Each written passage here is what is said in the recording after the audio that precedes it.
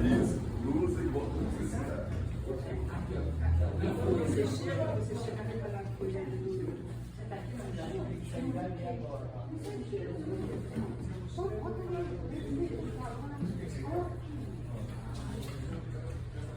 Se tiver alguém formado em TI aí, se apresente.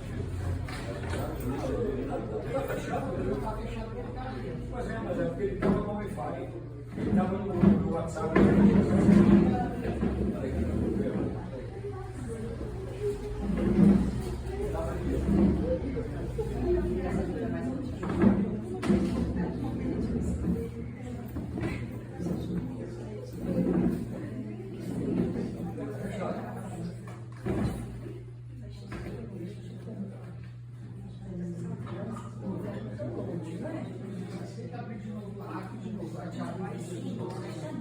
Meu vídeo.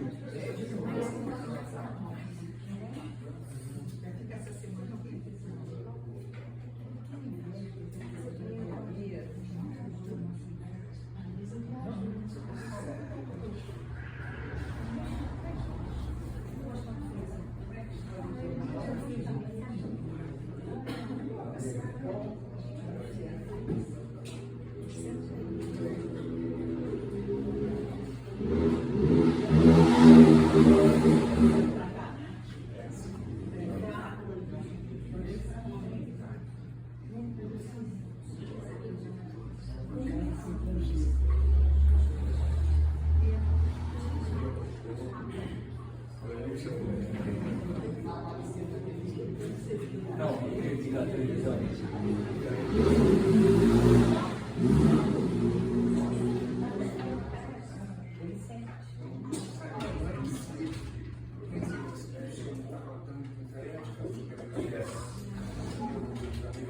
Nós estamos em 8 horas, você pode dar nosso pouquinho, boa noite a todos. Vamos dar início aqui com a leitura da página, pedir a Juliana, essa leitora, nossa de primeira.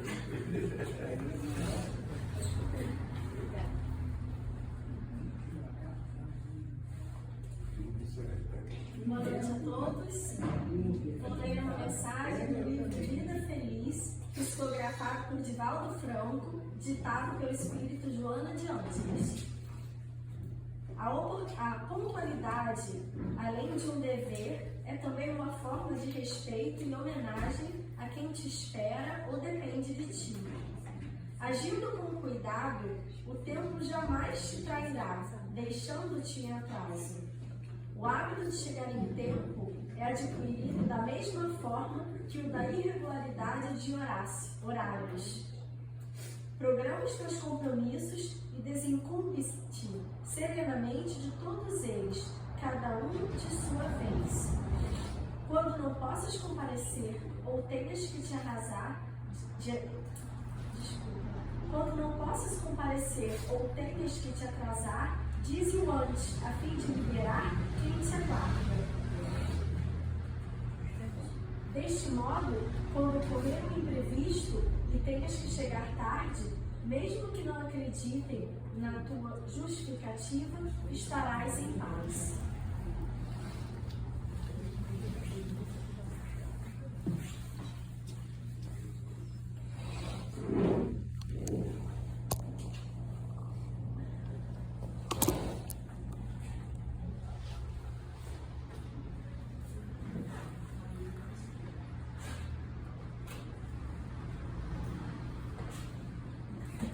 Então vamos ligar os nossos pensamentos. Quem não consegue imaginar alguma coisa, imaginar uma paisagem, uma figura bonita, ou a mesma figura de Jesus, para que possamos receber nesse momento a inspiração, a intuição, e que o Santo que eu falar hoje possa penetrar em nosso coração, em nossa mente, para podermos sair daqui um pouco melhor. E que possamos tentar, ser no dia a dia, colocar tudo em prática.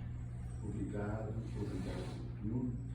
E vamos dar início à palestra de hoje, e que o Richard possa estar sob o amparo do seu mentor querido. Que assim seja. Boa noite a todos. Mais uma vez eu devo agradecer ao Recate a oportunidade de estar aqui, de trazer esse estudo para vocês, porque é como a gente diz, né? A gente traz o estudo e com isso a gente tem que se dedicar e buscar trazer aquilo que a gente pretende passar da melhor maneira possível. Eu tinha preparado um PowerPoint com os slides principais do estudo, porque eu acho que é sempre bom dar uma direção às pessoas que estão escutando, para poder acompanhar melhor. Mas, infelizmente, o pessoal que conhece esse assunto não pôde estar presente, de maneira que eu não vou poder passar o PowerPoint, mas eu espero de alguma maneira poder contribuir para trazer o estudo para vocês da maneira como eu fiz.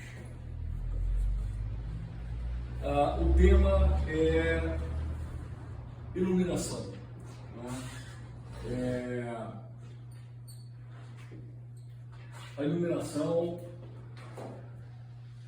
se busca compreender e busca viver. No capítulo 24 do Evangelho segundo o Espiritismo, há uma passagem, uma mensagem de Jesus que diz: vós sois a luz do mundo. Não se pode esconder uma cidade edificada sobre um monte, nem se acende a candeia e se coloca embaixo do alqueire, mas no velador. Isso dá a luz a todos que estão na casa. Assim resplandeça a nossa luz diante dos homens, para que vejam as nossas boas obras e fique a nosso Pai que está no céu. Está em Mateus, capítulo 5, versículos 14 a 16. Essa passagem ela faz parte do conhecido Sermão da Montanha. É um extrato do Sermão da Montanha que é muito grande. Um pouco mais à frente nós vamos ver uma outra passagem. Muito bem. O Espiritismo vem através das comunicações mediúnicas, através do que os Espíritos nos trouxeram nas obras básicas, luz a uma série de questões que a humanidade vinha fazendo e que buscava respostas sem muito êxito de uma resposta objetiva e firme, ou então tratavam-se de várias correntes filosóficas, várias religiões que buscavam respostas e elas nunca se coadunavam, né? Eram sempre conflitantes. E o Espiritismo, ao trazer respostas a essas questões, ele traz também a necessidade que nós temos de estudar a doutrina, estudar aquilo que ela nos traz, mas que é extremamente importante vivenciar aquilo que a doutrina nos traz. Porque seus princípios são trazidos pelos espíritos superiores e pela moral cristã.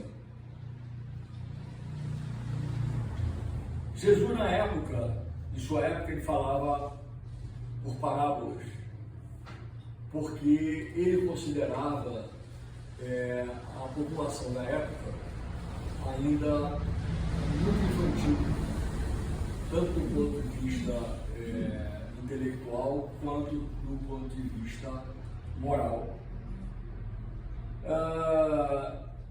Havia naquela época também o que atrapalhava bastante,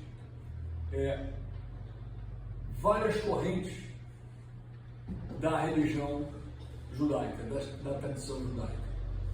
Tá? Você tinha os famosos fariseus, você tinha os essênios, você tinha os saduceus, e os fariseus foram que trouxeram maior dor de cabeça para Jesus, porque eles eram os que cuidavam dos templos, eram considerados doutores dos templos. Tá? E eles tinham uma interpretação da Torá, da tradição judaica, muito restrita, e não aceitavam qualquer interpretação que fosse diferente da deles. E Jesus, ao trazer a sua mensagem, ele jamais quis alterar a tradição, ele jamais quis modificar a lei. O que ele buscou foi extrair da tradição judaica a mensagem de amor e, através do seu exemplo, buscar que nós pudéssemos também vivenciá-lo.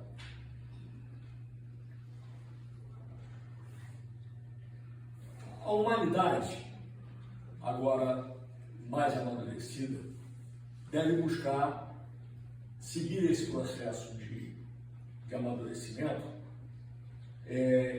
compreender, tanto intelectualmente como espiritualmente, o sentido mais amplo da vida. Não só no que se considera a vida em si, no plano material, mas também a vida que nós, espíritas ou aqueles que buscam estudar a doutrina, conhecem em termos de vida no plano espiritual. Essa passagem do Evangelho que eu acabei de ler, ela traz basicamente dois ensinamentos. Naturalmente que qualquer tema, qualquer axioma, qualquer sentença pode ter interpretações várias e vai depender sempre da bagagem e da maturidade da pessoa, no caso, da maturidade do espírito que recebe essa mensagem.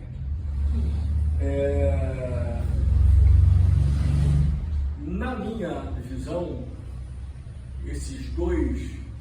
visão, na minha interpretação, essas duas mensagens, a primeira é de que nós devemos ter atenção para não guardar o conhecimento adquirido para nós mesmos. É um dever moral, cada um que tenha um pouco de conhecimento, não guardar apenas em benefício próprio, para satisfazer o orgulho de saber mais do que o próximo, já que a luz do conhecimento, ela existe para ser propagada. E isso tem um fundo moral, porque ela ajuda aos nossos irmãos que ainda estão na ignorância, que ainda estão no caminho, que ainda estão na escuridão, receber um pouco de luz através da difusão desse conhecimento. Isso a gente pode chamar de caridade moral. Nós estamos mais afeitos à caridade material, que é extremamente importante, sem dúvida nenhuma. Mas a caridade moral, que é exatamente a expansão do conhecimento, a divisão do conhecimento, através do conhecimento de si mesmo e da necessidade que o espírito tem desse caminho evolutivo, é importante, porque nós estamos juntos na mesma caminhada. É fundamental que o pensamento e as atitudes estejam de acordo com o que foi assimilado no estudo libertador que nos traz a doutrina e, efetivamente, no exemplo da moralidade cristã que a prática traz. É a luz que brilha e que vai atrair os nossos irmãos que ainda estão perdidos na sombra. Essa é uma responsabilidade que, na maioria das vezes, nós não percebemos que temos. Mas, por sermos seres gregários, por termos necessidade de estarmos juntos, vivendo em sociedade, é extremamente importante que haja essa troca. Que haja essa troca fraterna.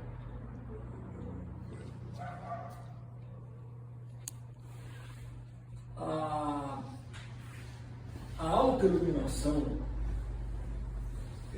nos traz exatamente a ideia de que é uma tarefa solitária e é uma tarefa individual. E essa autoiluminação a gente pode tentar resumir com o conhece-te a ti mesmo, buscando dentro de nós quem efetivamente nós somos, para que a gente possa ter condição de ser francos conosco mesmo e naturalmente francos com o nosso Criador. Essa iluminação individual e solitária, por exemplo, é a vida de Francisco de Assis. Para quem não sabe, Francisco de Assis era filho de um comerciante italiano muito rico, e ele, durante toda a sua infância, toda a sua juventude, parte da sua vida adulta, ele era uma pessoa que tinha recursos financeiros praticamente ilimitados, muito bem educado, mas naturalmente não tinha maiores preocupações espirituais. Era um homem que vivia 100% na matéria e para a matéria.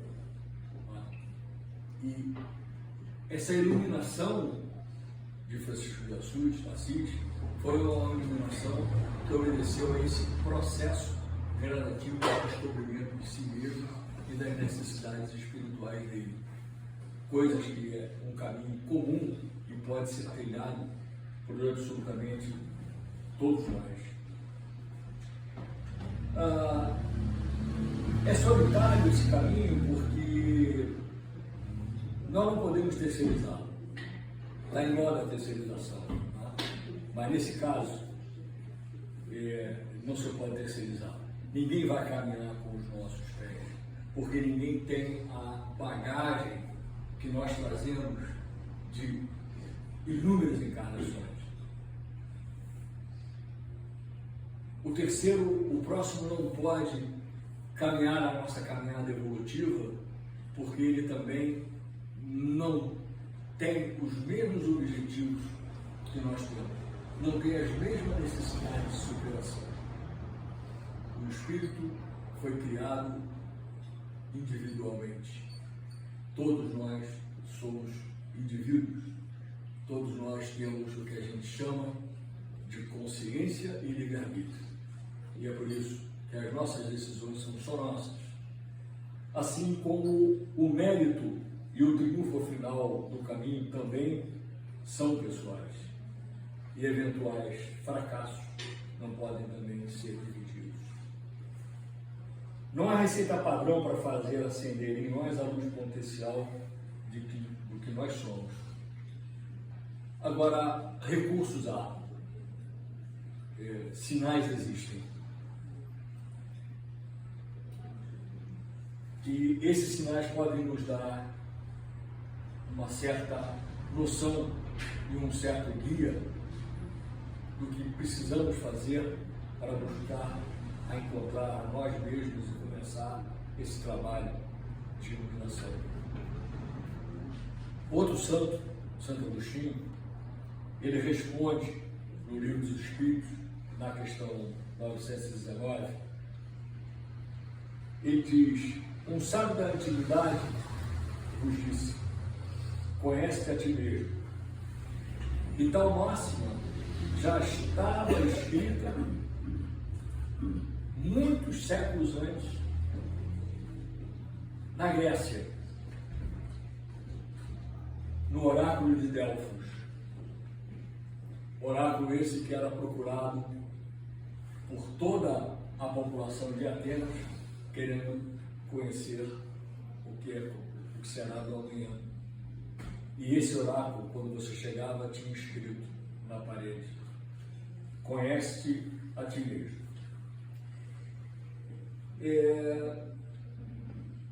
Isso nos leva a entender, inicialmente, que a libertação e a alegria do Espírito não consistem em um estado. Porque ninguém conhece a si mesmo de uma hora para outra. Isso, na verdade, trata-se de um processo. Tá? É um processo e não é um dom místico. Com isso eu quero dizer que é um processo duro. É um processo que depende muito de nós queremos segui-lo, apesar dos obstáculos que irão seguramente surgir à nossa frente. Outro filósofo grego, Sócrates, diz que a melhor maneira de promover o autoaperfeiçoamento é por meio do autoexame. Essa é a reflexão que a gente precisa ter. Tá? No corre-corre do dia de hoje, século XXI, eu diria que realmente é bastante difícil a gente conseguir 5 minutos que seja de silêncio, serenidade, para começar a pensar quem somos nós, quais são os nossos objetivos, se nós estamos felizes com nós mesmos, ou se nós podemos fazer alguma coisa por nós. E ao responder essa pergunta, provavelmente nós estaremos respondendo que nós também podemos fazer alguma coisa por alguém que está bem próximo.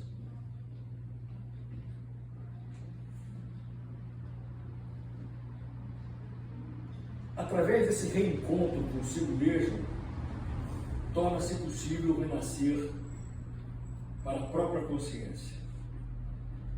Apenas aquilo que é decidido de dentro para fora é autêntico e pode realmente libertar. É um processo muito íntimo. E como eu já disse, é um processo também solitário. Efetivamente, a posse da verdade consiste em uma operação não apenas vital, mas pessoal, em que o autoexame permite ao espírito relembrar a verdade adormecida em sua alma. Significa que, por mais que ao encarnarmos tenhamos apagado temporariamente as experiências de vidas pregressas, essas experiências estão gravadas na nossa consciência.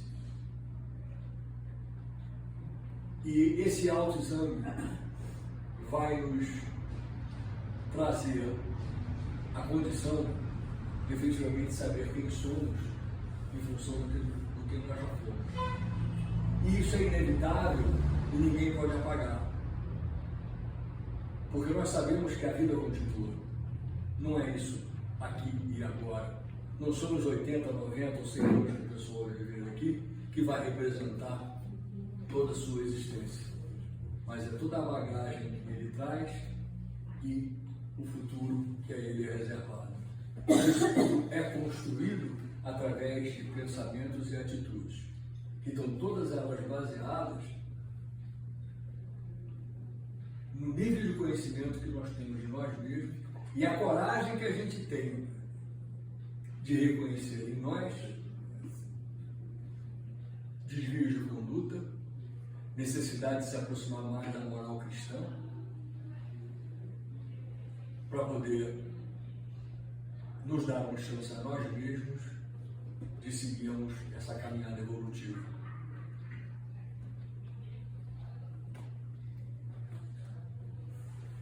O despertar para o amor com A maiúsculo, impele o ser humano a franqueza consigo próprio e para com Deus. Pois à medida que esse ser eleva-se moralmente, não mais se satisfaz em se enganar.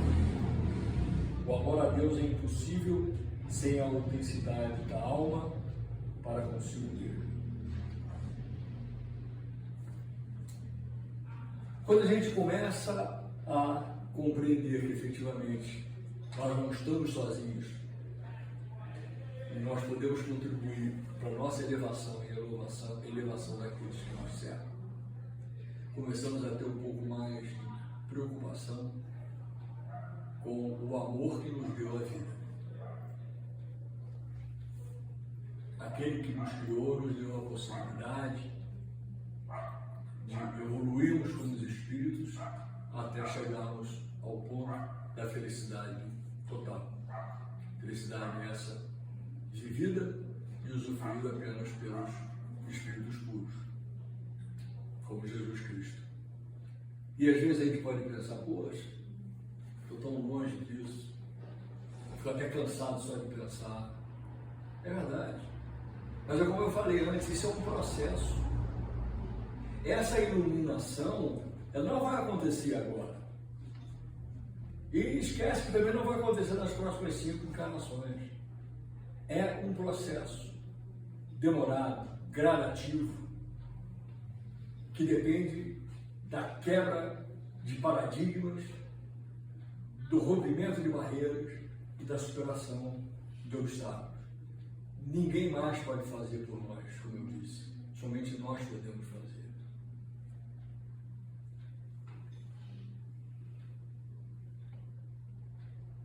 O amor a Deus é impossível sem a autenticidade da alma para consigo mesmo.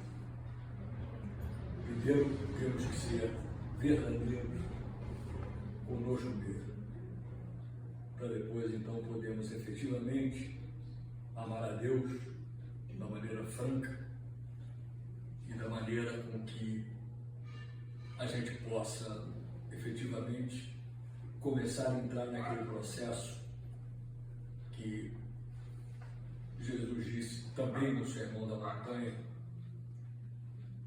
eu e o Pai somos um.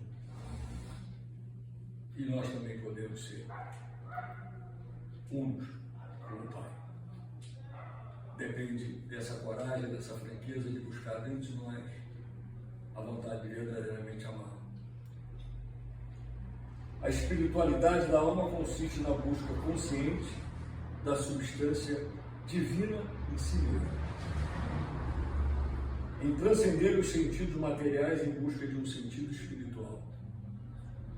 A visão interior, à luz a que se refere Santo Agostinho, consiste na graça divinal e que incide na própria alegria do sentimento moral, do sentimento de amor. É nessa visão que o espírito se confunde com a luz geradora pelo Pai. E é nessa luz divina que Jesus exaltou, como eu disse a vocês, essa unidade. Antes de partir para os verdadeiros momentos como encarnado aqui na Terra, e ele ora ao Pai e pede que todos sejam uno com Ele. A empatia feliz, a doce comunhão em espírito com o Pai e com o próximo, eis o sentido definitivo da existência. Amai-vos uns aos outros, ou fora da caridade não há salvação, que são princípios trazidos na doutrina espírita. Nós encontramos frequentemente nas leituras espíritas, nos sites espíritas, esse tipo de colocação: amai-vos uns aos outros, ou fora da caridade não há salvação, frase de Kardec. Não deveriam ser conscientes apenas para serem refletidos e interiorizados, porque assim nós estaríamos agindo de maneira egoísta, de maneira não iluminada. Porque não importa efetivamente saber muito bem, fora da caridade não há salvação. Que bom, amar uns aos outros. O importante é a ação, o importante é a atitude. É buscar dentro de nós a força para efetivamente, de maneira sincera, agir dessa maneira.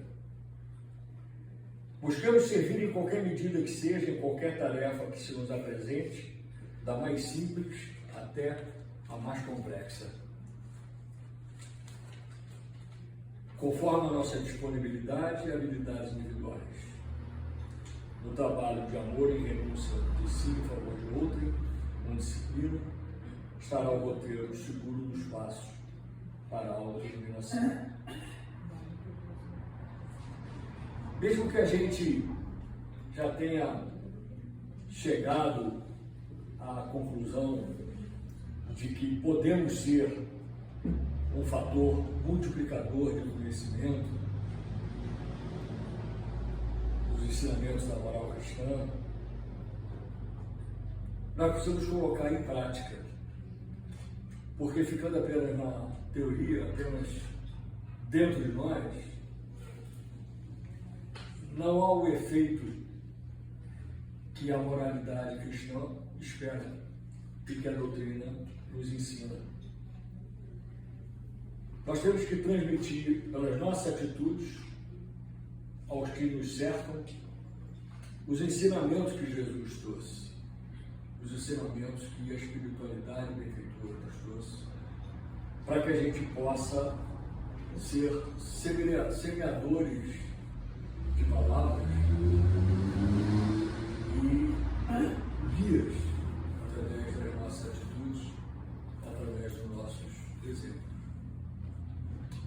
Esse é todo um processo de autoiluminação. É um processo de melhoria moral em que nós vamos buscando a evolução e vamos nos chegando, ficando cada vez mais perto dessa espiritualidade que está a todo momento junto a nós, nos ajudando, sem que a gente perceba ou sequer às vezes considere que existe ajuda de alguém, e o mérito é todo nosso. O mérito é nosso na medida em que a gente tem coragem para tomar decisões, mudar de atitudes, mas com certeza eles estão sempre ao nosso lado. Quando Jesus, ainda no Sermão da Montanha, afirma que somos a luz do mundo, ele manifesta a sua misericórdia ao nos ensinar o potencial que possuímos e as possibilidades de crescimento espiritual e de iluminação que nos são oferecidas. O homem é um ser criado para viver em sociedade, porque somente no contato com o outro é que ele tem a oportunidade de evoluir. Nessa troca podemos aprender, ensinar, ajudar e sermos ajudados. É importante sabermos que fomos criados para colaborar na transformação deste mundo a partir da nossa própria transformação íntima. Então, quando Jesus nos afirma que somos a luz do mundo, ele nos traz a possibilidade de que nós temos de crescer espiritualmente, de nos iluminarmos e podermos ter efetivamente uma participação extremamente positiva junto com todos aqueles que nos cercam. Nós somos os primeiros beneficiados. E depois, seguramente, através das nossas atitudes, beneficiaremos todos aqueles que nos tocar. Nós devemos acreditar na capacidade de cada um de se modificar. Às vezes a gente pensa que é impossível, que é muito difícil, que é doloroso. Efetivamente é. Um diz o outro. Ninguém disse que ia ser fácil. E efetivamente não é. Mas é o único caminho para a redenção. É o único caminho, efetivamente, para se espiritualizar, para ser iluminado.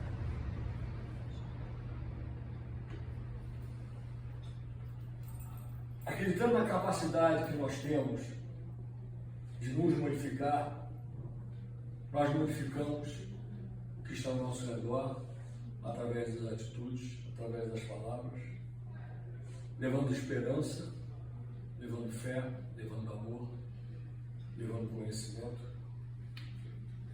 mesmo que seja a corações envoltos ainda em situações infelizes e ignorantes. E talvez as palavras não os toquem, talvez as palavras não os movam, mas as atitudes seguramente irão fazer. Os exemplos marcam. E a gente sabe disso, porque isso começa em casa.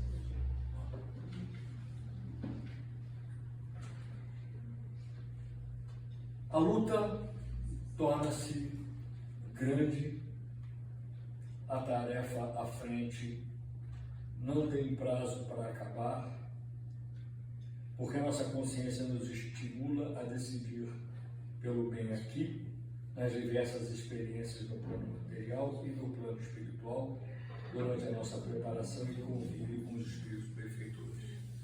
Foi o que eu disse anteriormente. É um processo, não acaba aqui. Haverá sempre muito a construir, a buscar, para que consigamos nos melhorar, consigamos buscar essa iluminação. É importante, por causa do nosso grau evolutivo, que lutemos contra a primazia de nossos interesses pessoais, os caprichos, os desejos, enfim, o egoísmo, como princípios do nosso comportamento. As regras sociais estabelecidas pela sociedade humana não podem ser o único estímulo para cumprirmos com o nosso dever de respeitar e auxiliar o próximo, mas principalmente os ditames de nossa consciência, repositório das leis divinas. Isso é uma outra coisa que às vezes nos passa despercebido. Ao sermos criados, nós temos colocados na nossa consciência as leis naturais, as leis divinas. Em muitos casos, e muitas vezes, dependendo da evolução espiritual de cada ser, essas leis naturais divinas estão mais ou menos adormecidas. Elas nos tocam mais ou nos tocam menos. Mas a verdade é que, efetivamente, elas estão em nós. E só depende de nós buscarmos colocá-las em evidência.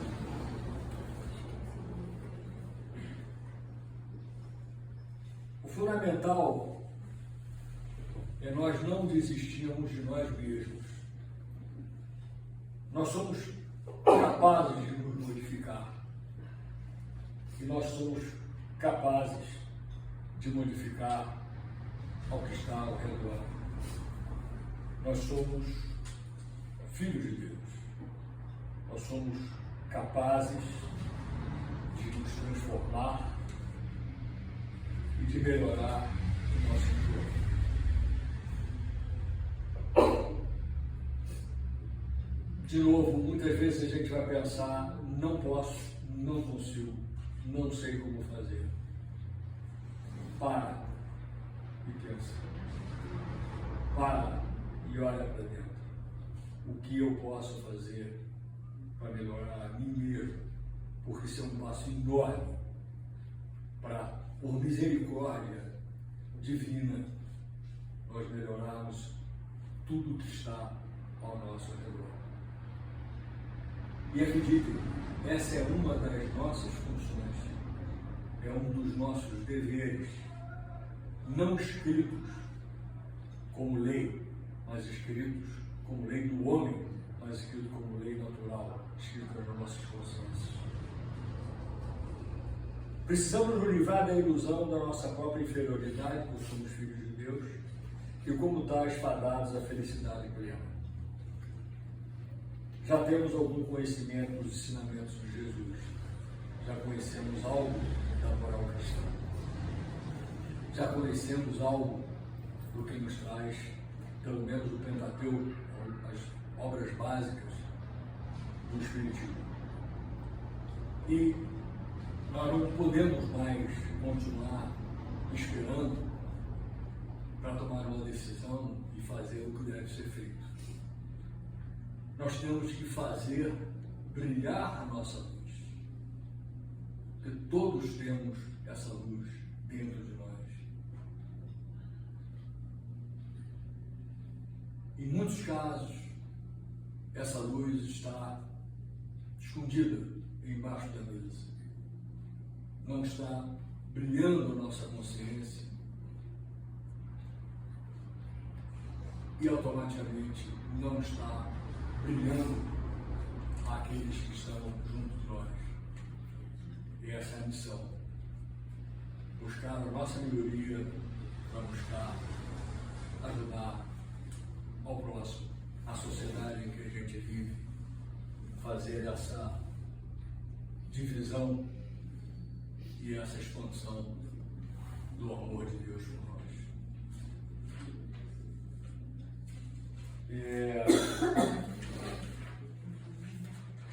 É o que a gente sempre diz aqui: quem traz o estudo não está em melhor condição do que ninguém aqui.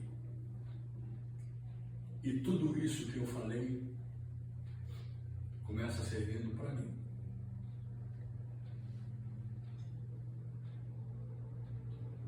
E pode e deve servir para vocês. E eu tenho a esperança de que, da mesma maneira como eu vou sair daqui e vou refletir, que vocês também possam fazer essa reflexão, mas que vocês também se lembrem de não apenas dizer, eu compreendo, eu agora entendo, eu acho que eu sei que passos eu devo dar, mas que vocês possam dar esses passos de uma maneira caridosa. Primeiro com vocês mesmos, segundo tendo o objetivo de, através desse melhoramento moral, desse melhoramento intelectual, desse melhoramento espiritual, vocês possam também melhorar todos aqueles que vocês possam tocar com suas palavras e com suas atitudes. Muito obrigado pela atenção de vocês. Fiquem todos com Deus.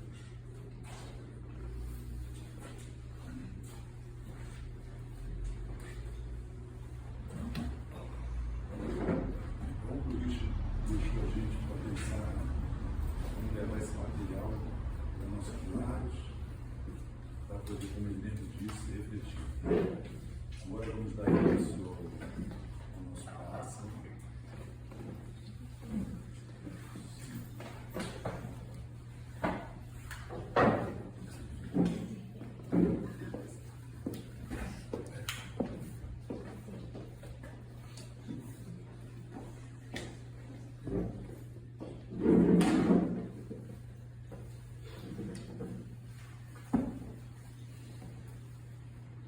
Então, meus irmãos,